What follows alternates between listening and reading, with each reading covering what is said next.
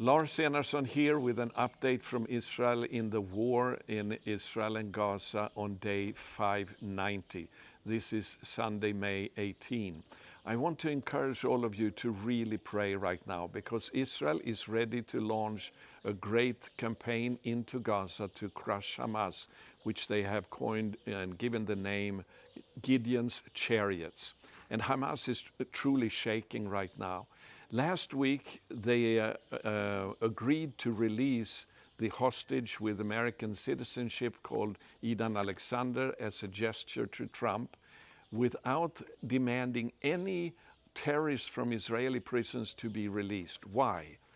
The reason was because Qatar is now pressuring Donald Trump, President Trump, to force Israel to immediately renew the humanitarian aid into Gaza before Israel is able to implement a new system where all the humanitarian aid will not end up to Hamas, but to the people suffering in Gaza. And this is what Hamas is afraid of, because from the very beginning, this humanitarian aid has been the number one way for Hamas to stay in power in Gaza. They have taken what they need to themselves. They have sold the rest to the population and thereby been able to control the civilian population in Gaza.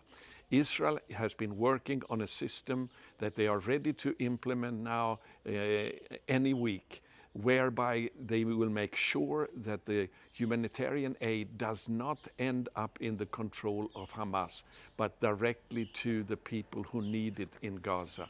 And this is the end of Hamas, really, and that's what they are afraid of.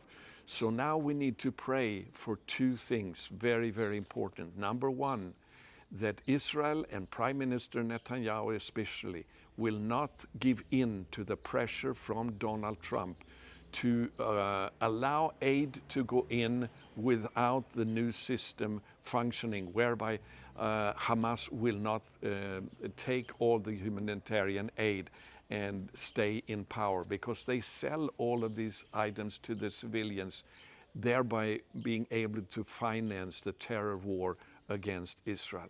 So we must pray that Israel will not give in to this pressure.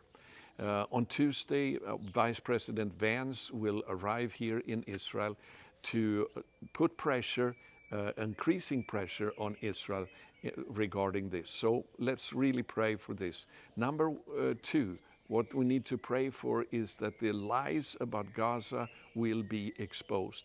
There is no starvation among the population in Gaza.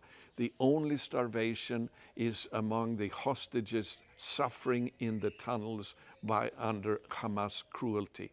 That's the starvation that is going on. And we need to pray that all these lies will be exposed and that Israel will not give in to the pressure from the United States of America. Stand on the walls as watchmen on the walls of Jerusalem right now and cry out to God for victory for Israel in Gaza. We continue to pray in line with Zechariah chapter 9 and verse 5 that the king of Gaza will be dethroned, meaning that Hamas will lose its power over Gaza. And secondly, that there will be a righteous remnant among the population in Gaza. That's what we're praying for, and God bless you as you stand with us in intercessory prayer right now for Israel at this very, very critical stage. Shalom from Israel. I'm Lars Enarson.